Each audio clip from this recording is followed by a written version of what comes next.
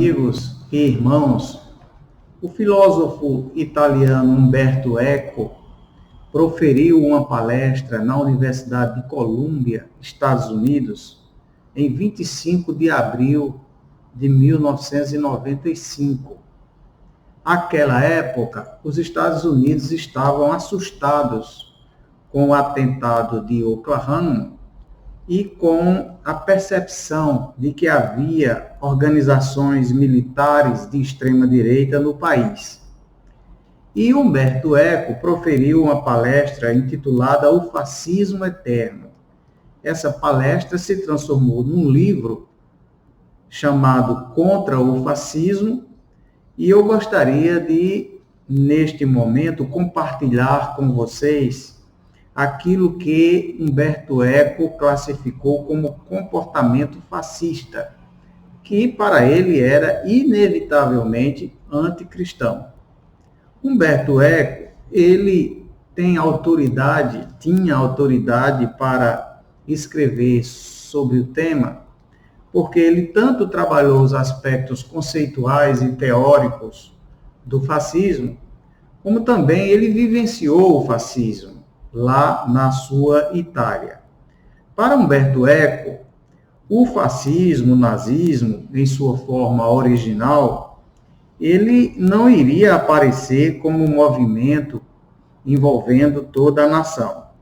Mas, dizia ele, por trás de um regime e de uma ideologia, há uma maneira de pensar e de sentir, uma série de hábitos culturais, uma nuvem de instintos obscuros e pulsões insondáveis. Então, para Umberto Eco, o fascismo é, antes de tudo, um comportamento. Nesse sentido, ele destaca que as palavras, os discursos, frequentemente, eles são sintomas de sentimentos que já existem em determinada sociedade. No caso do fascismo italiano, Umberto Eco ele destaca que o Mussolini ele não tinha uma filosofia própria, ele tinha uma retórica. Ele foi de um ateu militante a alguém que implementou uma ditadura em acordo, não é? Ou com a conveniência, em associação com a própria igreja, não é? O fascismo italiano ele era uma ditadura de direita, com liturgia militar, um folclore, não é? E uma forma de vestir. E segundo o filósofo italiano, esse fascismo de Mussolini, ele, na verdade, inspirou movimentos por todo o continente europeu. Como resultado, não é? Ele suprimiu a imprensa livre, desmontou os sindicatos, prendeu os dissidentes políticos e anulou o poder legislativo, além de controlar o judiciário. Então, esse pano de fundo do fascismo italiano, nas palavras de Umberto Eco, não é? Uma filosofia antecedida por um modo de pensar, não é? Por hábitos culturais da própria sociedade italiana, ele tinha características que às vezes eram contraditórias, não é? Às vezes se confundiam com outras formas de fanatismo e de despotismo, e que muitas vezes não era necessário que todas essas características estivessem presentes para se constituir no fascismo, não é? A existência de algumas delas já indicava a presença desse sistema político. No livro a que eu me referi, Contra o Fascismo, Umberto Eco classifica 14 características, então, do comportamento fascista, que eu gostaria aqui de mencionar, não é, sem me deter exaustivamente a nenhuma delas. A primeira, característica número 1, é o culto à tradição, não é? Esse culto à tradição, muitas vezes, vem de reivindicação das verdades das religiões, né? Desde há muito tempo, não é verdade? E essas reivindicações da verdade religiosa, muitas vezes elas se contrapunham ao avanço do saber e do conhecimento. Por isso que esse culto à tradição, sendo uma característica do fascismo, muitas vezes ele combate o conhecimento, combate o saber moderno. Característica 2, a rejeição a um tipo de modernidade, né? Se por um lado os fascistas eles enalteciam o desenvolvimento industrial e dele fizeram uso, eles identificavam, por outro lado, a evolução da razão como algo associado à depravação da humanidade. Daí que a característica 2 do comportamento fascista é a rejeição a esse tipo de modernidade. A característica 3 do fascismo, ou do comportamento fascista, é o irracionalismo, o culto da ação pela ação, mesmo que a ação ela esteja desprovida de qualquer reflexão. É por isso que os fascistas eles tendem a glamorizar atitudes, às vezes atitudes impensadas, toscas, grotescas, né? Porque há um irracionalismo, né? A cultura e a reflexão passa a ser algo suspeito, né? E associado à crítica. A universidade é tida como um lugar maldito, né? E para os fascistas da Itália de Mussolini, a universidade é um lugar de comunistas. Eu estou falando daquela época. Se houver semelhança com qualquer pensamento de hoje, não é por coincidência. O mundo intelectual é rechaçado e perseguido. Tudo isso como parte dessa característica número 3, o irracionalismo. Outra característica, a característica 4, que é derivada da anterior, é a rejeição ao pensamento crítico. O desacordo, a discórdia é visto como traição, vistos como traição, né? Na cultura moderna, a comunidade científica entende que a crítica, às vezes, ela promove o avanço do conhecimento. Para os fascistas, né, o pensamento crítico, ele deve ser impedido, ele deve ser rechaçado a todo custo.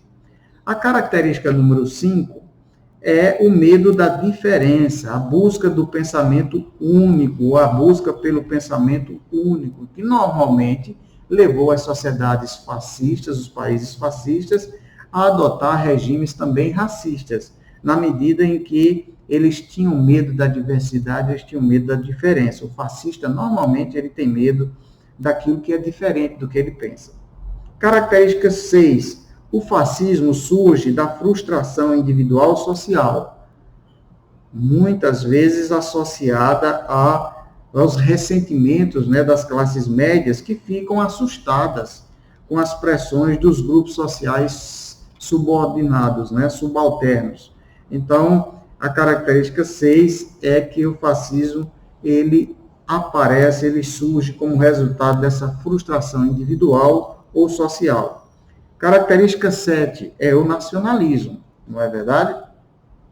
Por isso que os fascistas, eles sempre em suas convocações, em suas retóricas, eles apelam a símbolos nacionais, ao bem da nação, usam expressões como os traidores da nação, aqueles que fazem oposição a eles, né? Ou acusam determinados grupos de serem responsáveis pelos males da nação. Há sempre um componente nacionalista e, como consequência também, xenófobo, né, no comportamento fascista.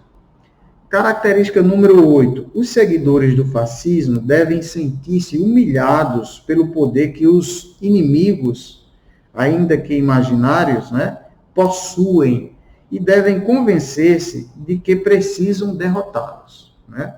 Lá na época da Segunda Guerra, década de 40, final da década de 30 e início da década de 40, os inimigos eram, por exemplo, dos fascistas, para os fascistas italianos, os inimigos eram os ingleses, né?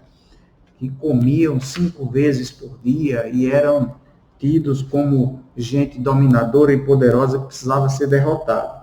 Os judeus também passaram a ser vistos como inimigos, como gente poderosa que precisava ser eliminada a sua influência na sociedade.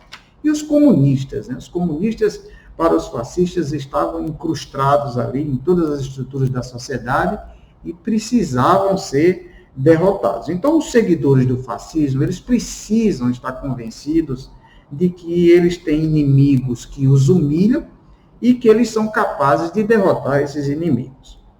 Então, como consequência, nós entramos na característica número 9. Para o fascismo, a vida é uma guerra permanente. Não há espaço para o pacifismo. O fascismo precisa de um inimigo eterno. Não há descanso, não há paz. Né? É preciso nomear inimigos. É preciso achar culpados. É preciso criar um clima constante de confronto, não é? De guerra, não é? Porque a vida é essa guerra permanente. A vida social é essa guerra permanente para os fascistas. Característica 10. O fascismo é sempre elitista, seja em seu viés aristocrático, seja em seu viés militarista. Né? O fascista, ele se considera a nata da sociedade, parte de um grupo privilegiado, né, que está acima dos demais, e para os fascistas, os pobres são os coitados que precisam de um dominador, precisam de um líder, de um Führer, de um ditador. Essa é a característica número 10 do fascismo. Característica 11. No fascismo, o heroísmo é a norma. Cada um é ensinado a transformar-se em herói, não é verdade? Os líderes fascistas, assim, se enxergam e estimulam em seus seguidores também essa ideia de que eles são salvadores, estão lutando contra o mal, estão se sacrificando, eles são heróis. Isso é parte do comportamento fascista. Característica 12. O fascista projeta sua vontade de poder também em questões sexuais. Daí que, normalmente, o fascista ele é machista e ele se dirige, persegue, não é? Minorias que têm comportamento sexual diverso, tais como os homossexuais. Característica 13. O fascismo se baseia no populismo qualitativo. O que é que significa isso? É uma resposta emotiva de um certo grupo selecionado de cidadãos que se apresenta como porta-voz do povo. Aqui não faz diferença se há uma maioria votando, se as chamadas maiorias democráticas, elas são importantes, não é? Para o fascista, ele pertence a determinado grupo social que representa o povo. E que isso é mais importante do que o parlamento, do que governos parlamentares. Governos parlamentares, isso deve ser eliminado. O fascista está convencido de que ele representa um grupo que tem supremacia e que deve governar a sociedade. E, por último, característica número 14, os textos escolares, os escritos fascistas, eles se baseiam num vocabulário pobre, porque exatamente tem o objetivo de evitar o raciocínio complexo e crítico. Tudo isso é visto com desdém, não é? Daí o deboche em relação, o desprezo em relação ao pensamento intelectual, ao conhecimento como um todo. Temos aqui, então, as 14 características que o Humberto Eco, ele comentou e mencionou na sua palestra, transformada em livro, sobre o comportamento fascista. As pessoas que estão atentas ao que acontece aqui no Brasil e em outras sociedades, não é?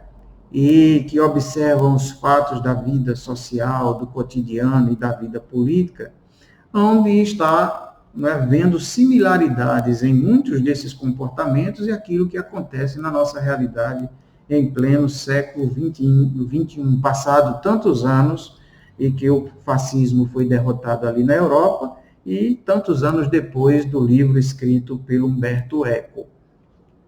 Nós, então, temos que estar atentos a esses comportamentos, porque se por um lado, como previu Humberto Eco, talvez seja difícil que o fascismo ou o nazismo ele tome a forma original, né, que teve lá na década de 40 do século passado, de toda maneira, me parece que há um comportamento fascista influenciando governos nesse contexto de crise capitalista que nós estamos vivendo e se infiltrando nas mentes, nos valores, no pensamento de muita gente, né? Então, essa reflexão sobre este livro é uma contribuição a que nós pensemos em nossa vida social e política e possamos nos preservar dessa influência fascista. Um abraço a todos.